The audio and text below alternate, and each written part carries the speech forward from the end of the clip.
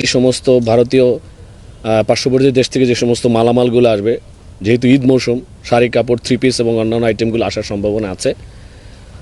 এ ব্যাপারে আমাদের কঠোর নির্দেশনা দেওয়া ছিল যেন আমরা আমাদের সীমান্তে আমরা এই আইটেমগুলো যেন কোনোভাবেই বাংলাদেশের অভ্যন্তরে না ঢুকতে পারে। এর ধারাবাহিকতায় আমরা সীমান্তে টহল জোরদার করেছি। বিজিবির পক্ষ থেকে সারা দেশেই আমাদের টহল জোরদার হয়েছে এবং আজকে আপনারা জানেন গতকাল সারা রাত ধরে আমরা প্রতাপপুর এরিয়াতে, যেটা গোয়াইনঘাট উপজেলার অন্তর্গত, সেখানে আমরা বিজিবির বেশ কয়েকটি টিম, প্রায় 4 প্লাটুন আমরা অপারেশন করেছি।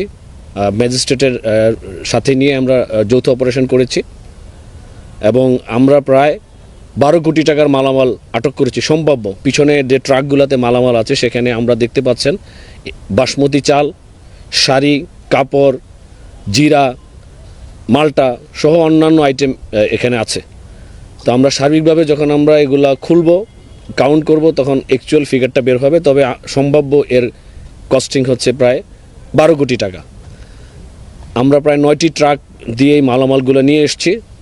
এই মালামালের ডিসপোজালগুলা, প্রক্রিয়াগুলা কাস্টমস কর্তৃপক্ষের মাধ্যমে হবে।